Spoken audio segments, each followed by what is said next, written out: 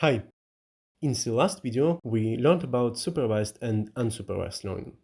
But there is also a third main type, namely reinforcement learning. In a nutshell, reinforcement learning is all about learning through trial and error. It's very similar to how we learn. For example, when we take our first steps, we always fall. We try to stand, fall again, try to stay balanced, take a step, fall once more, and after many trials, we finally manage to walk our first 10 steps. The same concept applies to chess. It's hard to imagine someone who only makes perfect moves. We experiment with different strategies, sometimes losing half of our pieces in the process.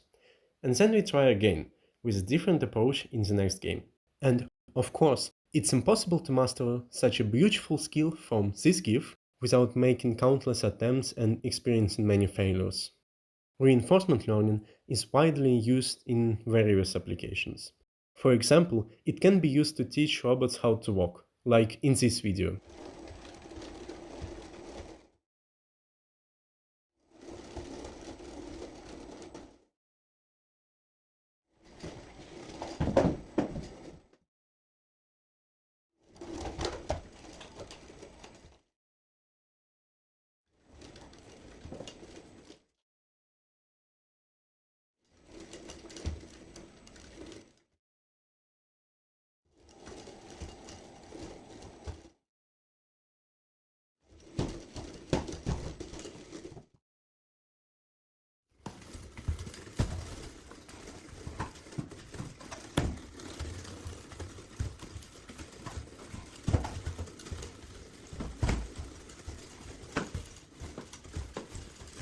As you can see, it starts off by just dangling on the floor, but within just 1 hour it learns how to move itself properly.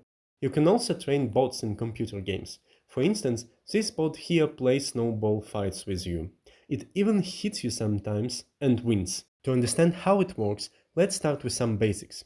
Reinforcement learning has two main components: the agent, which is the learner, and the environment, which is everything around the agent. The agent has a current state and can interact with the environment through actions. When the agent takes an action, it receives a new state and a reward. Say helps the agent understand whether its action was good or bad. To visualize this, let's look at Super Mario Bros. Here, Mario is the agent and the environment is the level he is trying to complete. Mario can take an action, such as jumping under a box, and this action changes his state. After jumping, he is in the air. He also receives a reward, like a coin dropping from the box, which is a positive reward. However, there can also be a negative one, such as when Mario bumps into a turtle and loses a health point. Now, using these fundamentals, we are going to build a robot that learns how to crawl. And for that, we first need the crawler itself, of course. Pause the video now and take your time assembling the crawler, or use the link in the description to find the instructions on our website. Now, here is the crawler. Make sure that when the arm is fully extended, both motors are in their zero positions. It's important to not damage the motors. The crawler itself has an arm and a distance sensor. We wanted to learn how to crawl on the table. And for that, we first need to identify the agent, environment, actions, and state here.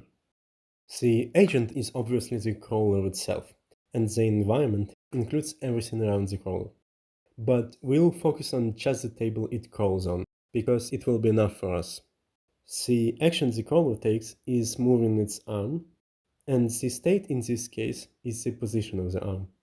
After each action, the crawler enters a new state, which is the updated arm position after movement. To simplify the task a bit, since we don't want the training pods to take very long, let's say that there are only 4 possible arm positions. Then the action would be more like moving from one arm position to another. The reward will be the distance it crawled. To measure it, we will use the distance sensor to measure the distance to the wall before and after each action. And the difference between these two measurements represent exactly the distance that the crawler moved as a result of the action. Now, for example, we are here. How do we decide which arm position to move to? What's important to understand is that how good each action is depends on the current state. While in some cases fully extending the arm will not move the crawler at all, in other cases it will push it against the wall and bring negative reward.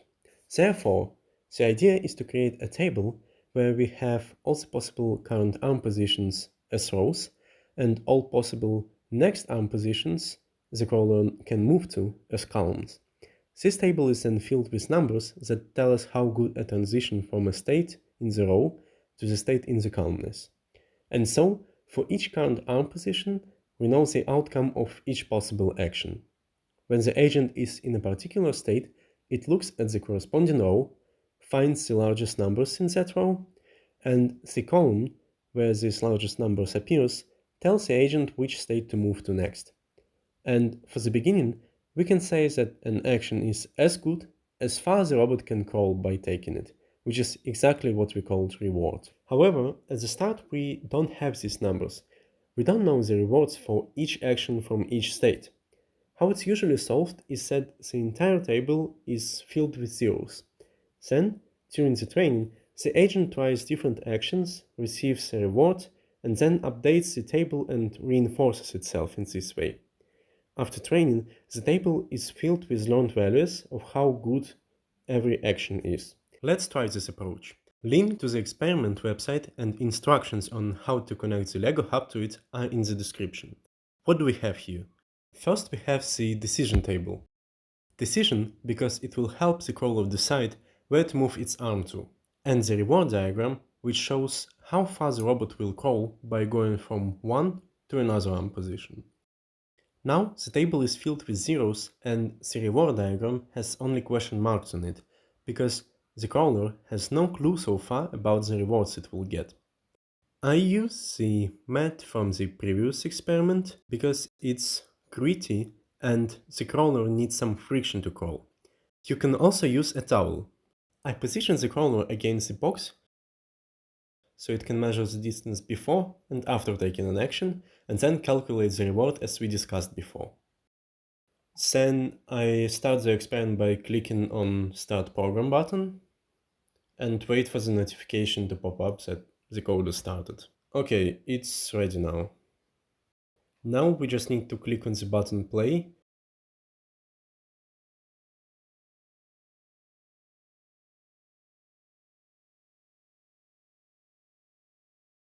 It isn't working now, isn't it?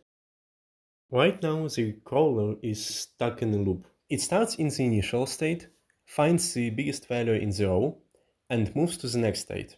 Then it finds the biggest reward there, and since the first one corresponds to the previous state, it returns to it.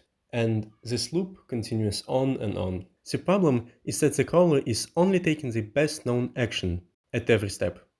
Since it starts with no knowledge and just follows the highest number in the decision table, it never tries anything new. It's like if you suggested someone watching a new movie and someone said, "No, I'll watch Madagascar for the thousandth time because I really liked it." That's not how we act in real life. Even if we have a favorite choice, we sometimes try new things and explore new options, not just out of boredom, but also in the hope of finding something better. This is what we want our robot to do. It should sometimes take risks and explore other possibilities, instead of always sticking to the first thing it finds that works. But taking risks and exploring also means that even if it explores a cool move, it won't benefit from it if it keeps exploring, hoping to find something even better. This is called exploration-exploitation dilemma, which is about balancing the hope of finding something better against the benefit of the existing best. The way it's usually done is that at the beginning of training, the crawler explores a lot to learn about different actions and their rewards. For instance, randomly, in 80% of cases, instead of taking the best move according to the decision table, it takes a random one. As the training goes on and it gains more knowledge, it explores less and focuses on reinforcing its existing knowledge, or just profiting from it by receiving the rewards.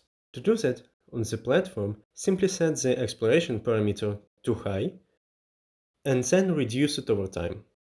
Let's start the experiment again. We will reset it, set the exploration to high, and start it again.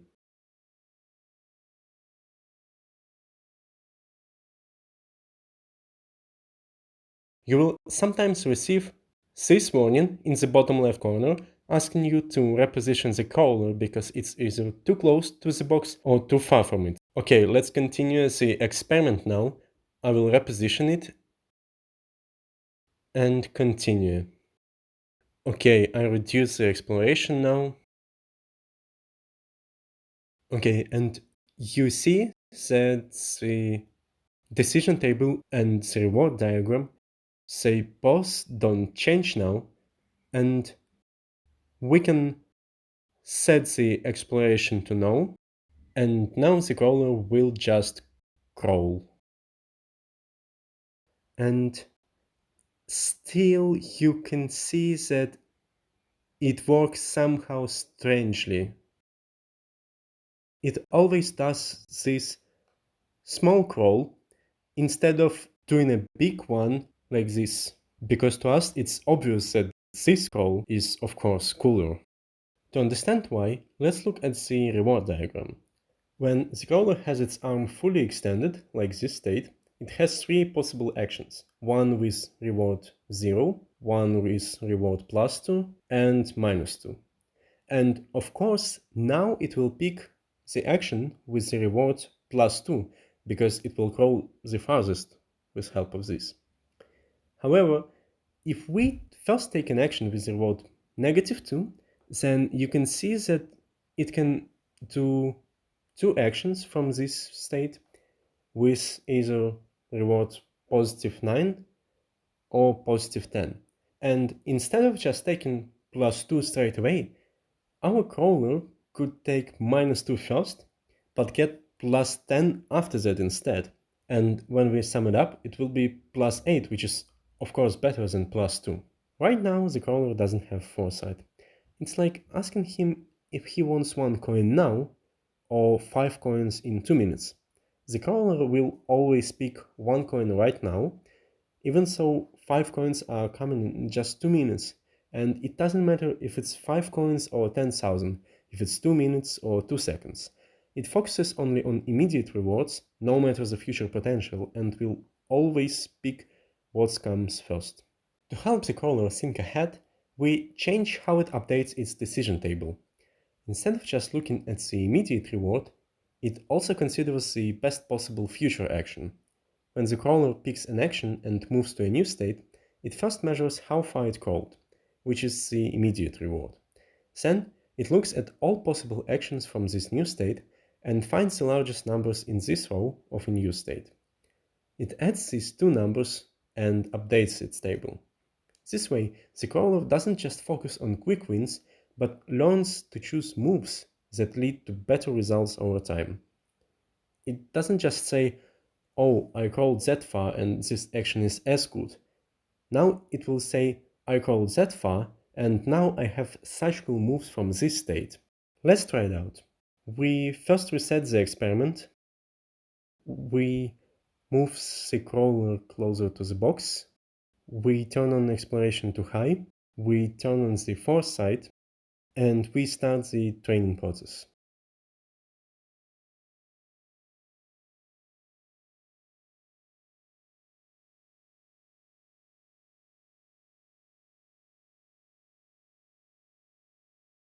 And now we can reset the exploration to no, correct the color position again,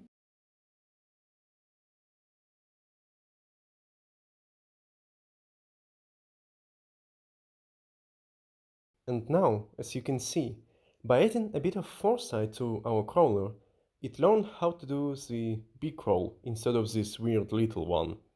Let's pause it for a second and look at the screen. Unlike before, the reward diagram tells us only about immediate rewards, how far it crawls, and the table says us how good an action actually is, accounting for the future. For real applications, there are more modifications to the algorithm and more other ways to achieve this result. The important thing that you need to understand is that firstly, exploration and exploitation must be in balance, and that balance is sometimes hard to find. And secondly, when training a robot, it's important to take immediate and future rewards into account. There are also other applications of reinforcement learning besides robots. For example, you may have noticed that when you get an answer from ChatGPT, it asks you for a feedback to understand if the answer was good or not. If it was good, it's a positive reward. If not, it's a negative one. And based on that, it improves over time, just like the crawler did. The same goes for some of the recommendation systems. Any of your interactions with the video can be framed as a reward. You clicked on a video +1, watched it for 10 minutes +5, liked it +10, ignored it -10. In this context, the recommendation system is the agent that performs an action, which is recommending a video to you, and receives a reward in the form of like, dislike, or some other activity. This is why people spend so much time on social media. By giving feedback, we help the recommendation systems suggest even better videos. So we fall into this loop of getting recommended better and better videos and spending more and more time on social media.